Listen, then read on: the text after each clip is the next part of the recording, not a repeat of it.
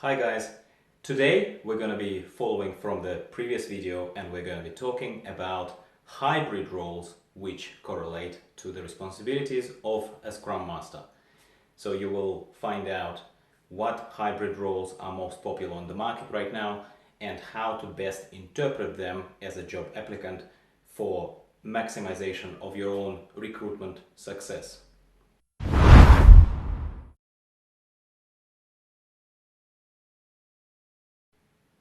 Hello and welcome. Dmitry here from JoinAgile.com. We are going to be talking about Scrum Master Hybrid Roles. Yeah. So you know enough, hopefully by now, from the introduction and from reading other publications, books, watching videos, you will know enough about a classic Scrum Master role that you are potentially trying to get, trying to apply for and receive that offer, job offer.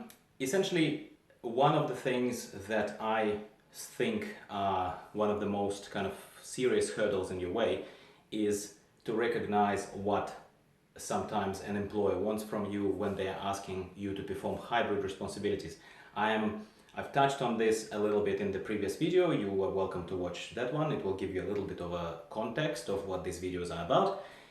Today, as I promised, we're going to be talking more specifically about 3 or 4, maybe, depends how we go on time, most commonly seen hybrid roles where a recruiter or specifically hiring managers of the company, so those roles that they are asking you to perform effectively by advertising a role on job websites or whatever else. We'll be talking about the iteration manager / Scrum Master role. We'll be talking about project manager / Scrum Master role, Business Analyst / Scrum Master role, and if we have time, we'll talk a little bit about the specific spin on Scrum Master, which is well known as Agile Coach. Okay? Alright, let's just, without any further ado, I'll just jump straight into it, okay? So, basically, why you even see those hybrid roles with a / in the job descriptions on different websites? Well, there are multiple reasons for this, but for the sake of these videos, for the sake of, kind of trying to put it more into a bit of a training context, we will trim this down to three main reasons. First reason is that recruiters, external recruiters that are external to the company that you're trying to work for, that actually has the job, on offer, recruiters often specialize, or they think that they specialize, some of them do, genuinely specialize in recruiting agile personnel, and they have certain bodies of knowledge, communities of practice, presence in different agile conferences, and they are specializing in recruiting people who belong to Agile Delivery and project management space. So they know a little bit more perhaps than your average employer does, because they perform their own business, they deliver software, digital products, they do other stuff. They don't specialize in finding out who is a good applicant, who is a bad applicant. They don't have those specific bodies of knowledge. They don't sift through received CVs and candidates. They don't screen people every single day. So a side effect of that is that they provide the recruiter, external recruitment company, with high-level or simply generic Scrum Master CV. Good recruiters, good ones, okay, they try to establish relationship and with their clients, with the people who are actually having a job on offer. That's why they meet with the client and they normally find out exactly what they need, what the company needs, and they try and assess from their own assessment scale that is obscure to you and me. They try to assess what the environment is like. Are they doing a bit more of a project management thing? Is it a bit of an environment that tries to be scaled, or is it a tiny little operation where it's very much product based? I don't know, mobile application production or something like this, or is it a big corporate? Stuff like that. So hybrid roles often result as interpretation. It's a product of recruiter's interpretation of what the company needs. Yeah, does it make any sense? That's why the recruiter who does or thinks that they know better than the actual hiring company, hiring managers, puts their own little spin on the job description and puts it out there on the website or any other sort of methods of advertising. I don't know who else advertises anywhere else other than websites right now, to be honest with you. And that's where you see BA/SM, Business Analyst / Scrum Master. That's why you see sometimes, oh look, they think, the client actually does quite a bit of project management work in this space. How about I put project manager, PM / Scrum Master. That's your first source of that that's where the hybrid role descriptions are born from, right? And it will be important later in terms of why we're even stopping this, why we're even discussing this. Second reason or source of this origination of the hybrid Scrum Master roles is from the actual hiring company, right? Not recruiter anymore.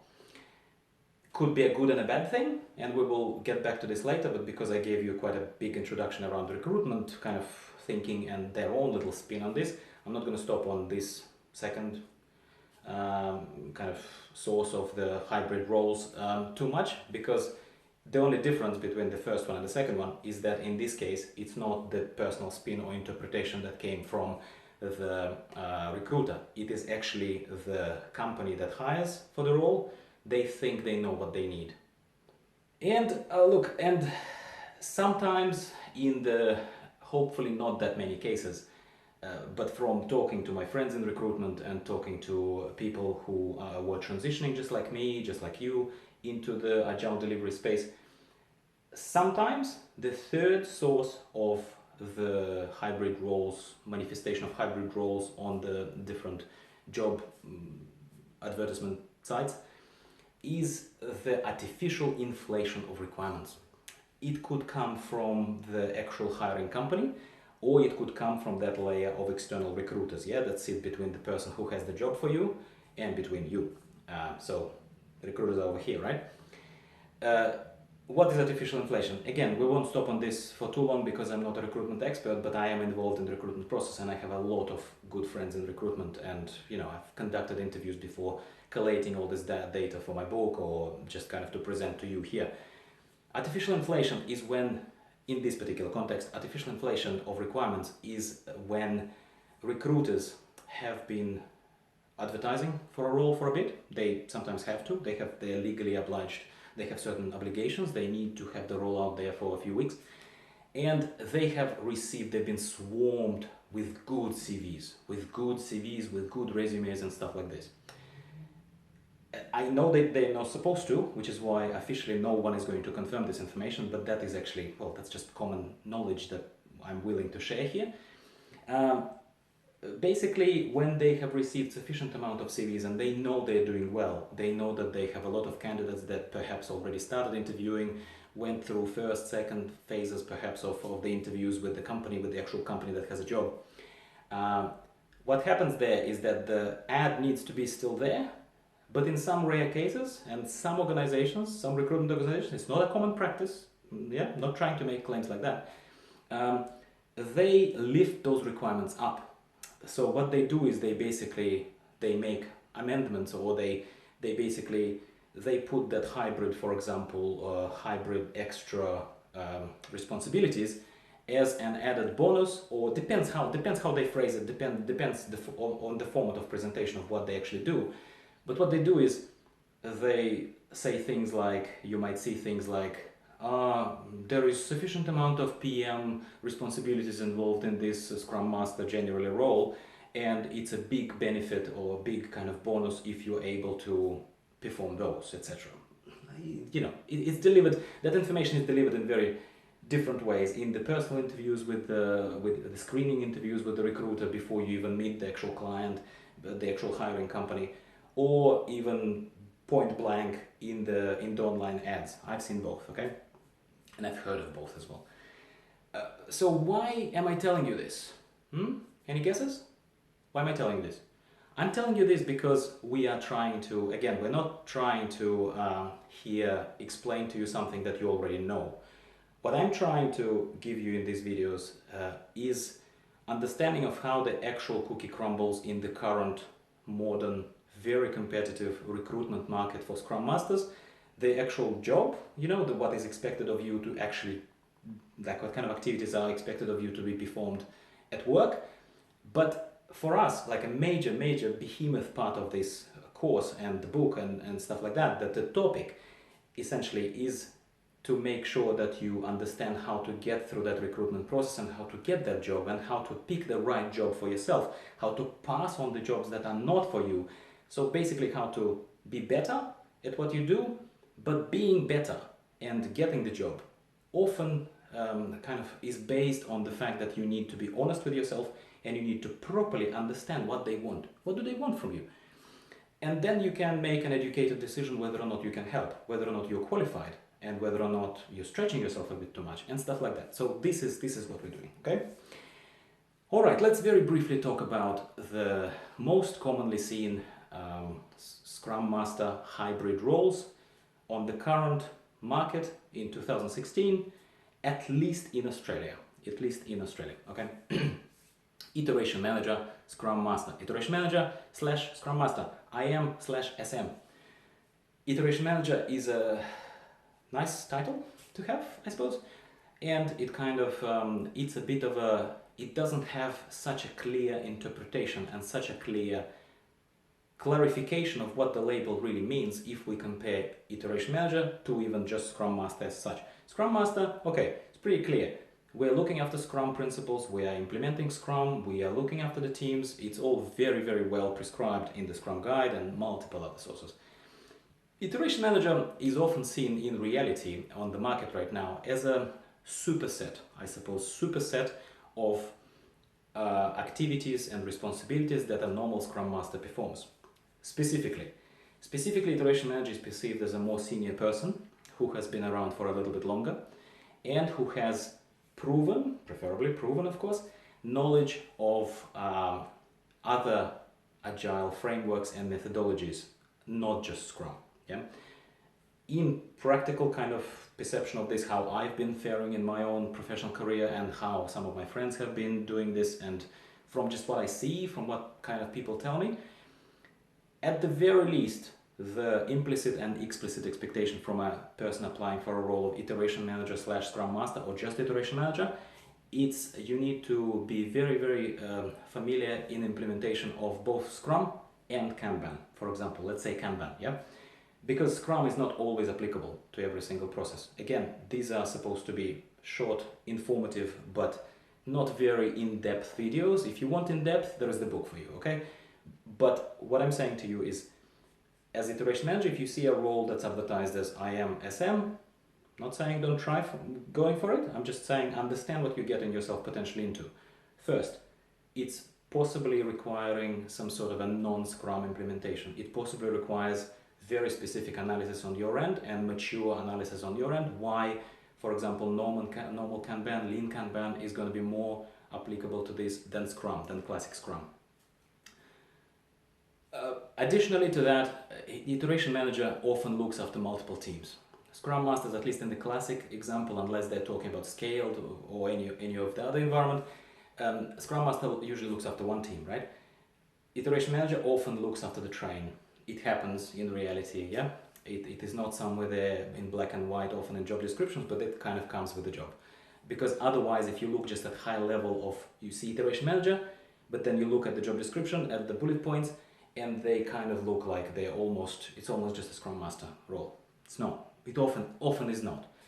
Sometimes, in some circumstances, and you do well to be aware of the possibility that could be the case, sometimes in some circumstances, Iteration Manager, if the recruiter or the hiring company asks for Iteration Manager, it is a little bit of a manifestation of perhaps a poorly implemented Scrum or environment where pure Scrum is not possible for one or another reason, according to the current implementation, current team running the show, program, whatever.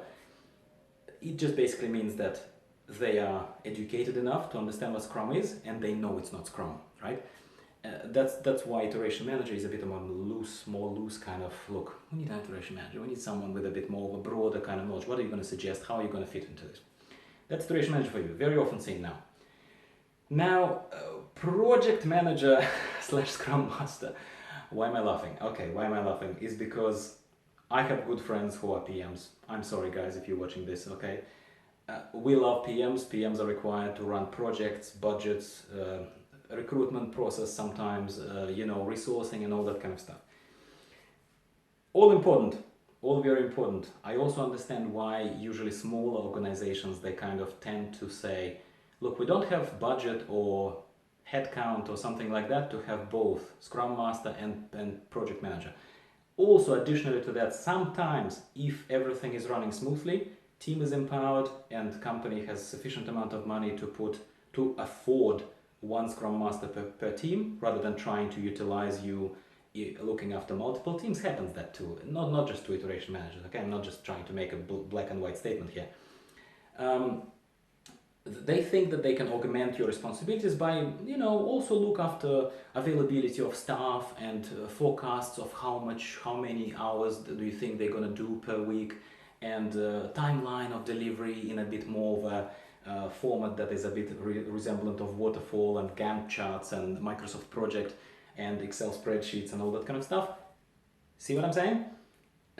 Not a bad thing per se, not a bad thing. A lot of us can do this, and if you are really desperate for a job, I'm not gonna say don't take it.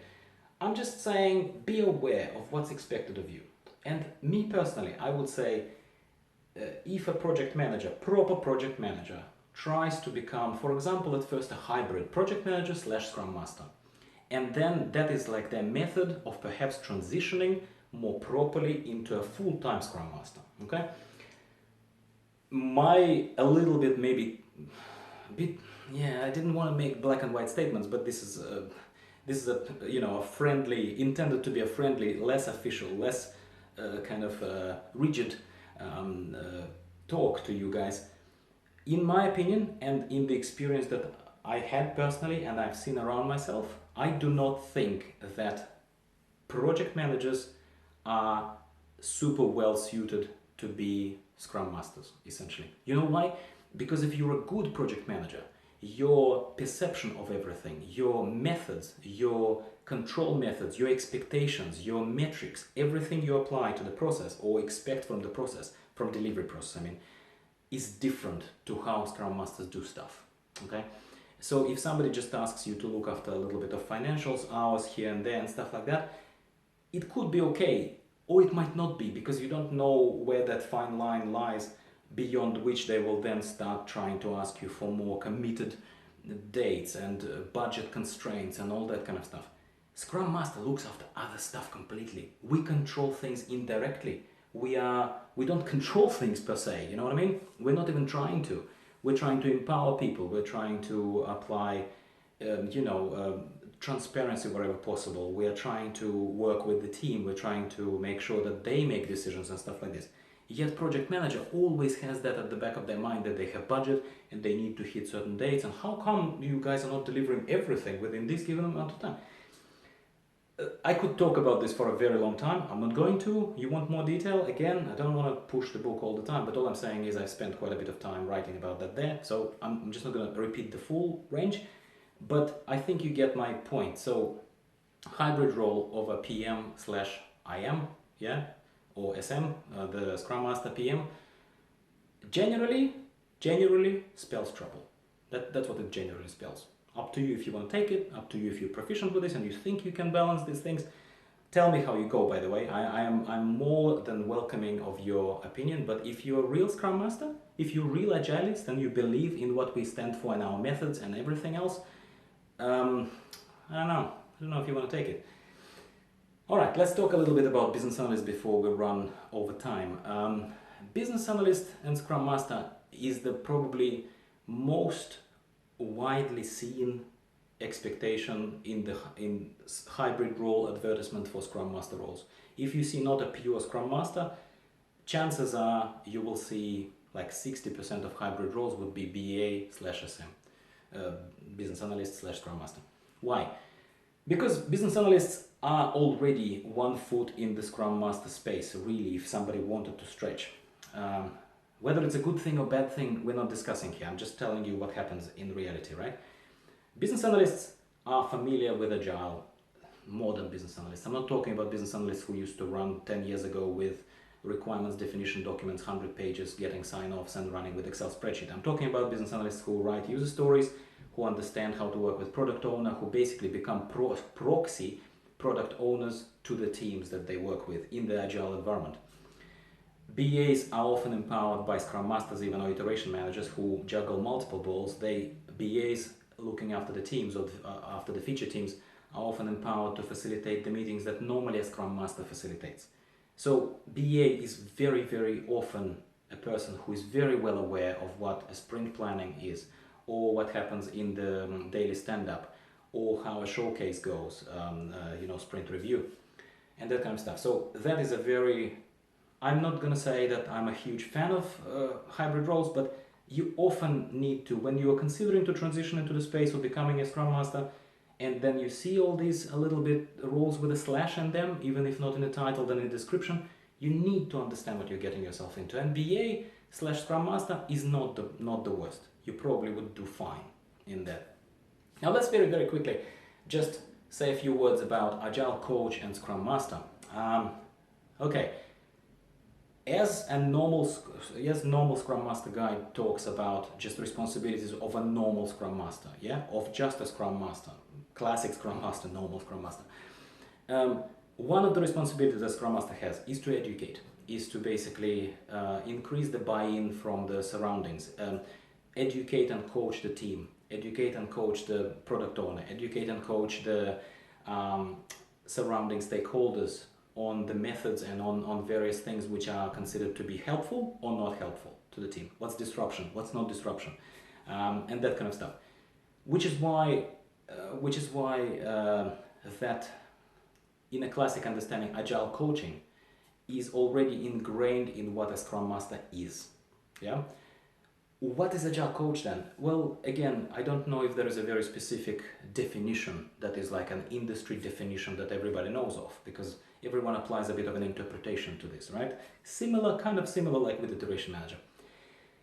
In my understanding and in the practical understanding of what Agile Coach does, Agile Coach is a person who has experienced a full range of manifestations of how Agile gets implemented, what kind of resistance is possible from the stakeholders, how Agile and Scrum specifically, how they are different from a small environment to a larger scale environment, what challenges lie there.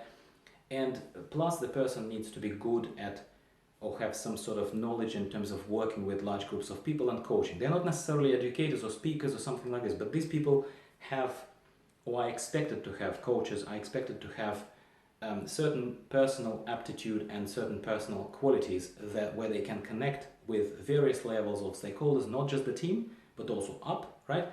And drive the buy-in for the technology, for the methodology, for Agile in general. So that's what Agile Coach is. So Agile Coach is like, if you have Agile Coach responsibilities, light version ingrained in what a Scrum Master normally does, then a proper Agile Coach, especially full-time Agile Coach, is a person who takes it to another level, is a person who pivots a little bit, and instead of optimizing the work on one team that is given to them, what they do, Agile Coaches, is they pivot and look at slightly bigger scale, at organization in general. How do I drive further buy-in? How do I make certain other things happen? How do I work with difficult stakeholders? What kind of workshops they might need so that I present to them like how Agile works, this and that. Generally, if you see Agile Coach /SM job description or ad on a website, what it means to you is that you really need to be comfortable and confident and have certain years of experience of practically working in the trenches and be able to show that experience to the potential employer, because there will be a lot of eyes on you. You will be a bit more in the spotlight. You'll be a lot more exposed than a Scrum Master looking after one little team, you know? And you would need to have personality, confidence, and experience to show to the people that will allow you to drive that buy-in. You would coach multiple levels of stakeholders. You will not focus as much on the individual team, but you would be expected to run the big kind of show. Yeah. Anyway, that's at least my subjective interpretation of what kind of hybrid roles applicable to Scrum Master exist currently on the modern market, at least in Australia, at least in 2016. And I welcome your feedback. I welcome what other experiences of hybrid roles have you guys had in your job search or career as such. Always keen to hear about that. Make sure you connect to me on LinkedIn. Make sure you follow me on Twitter if you are a Twitter person. Unfortunately, I'm not very much a Facebook person. I might go on Facebook if you guys tell me, look mate, that's what you need to be, no problem. At the moment, I probably will limit myself to YouTube, LinkedIn, Twitter. And yeah, I look forward to hearing back from you. There will be more videos, as I said in the first intro video, which you might want to still watch if you haven't. The aim is to continue kind of touching on the main topics that I touched on in my book, to make sure that you're a better Scrum Master and that you are more employable if you're transitioning, especially if you're transitioning into the space. If you are a professional that is doing another work and tries to better understand, how do I stand out from the crowd? How do I get hired? How do I make myself generally more attractive? More attractive, not in a prettifying sort of sense of the word, but in a professional attractiveness and value sense of the word. Anyway, I thank you very much for watching, and this was Dmitry from JoinAgile.com, and I'll see you around.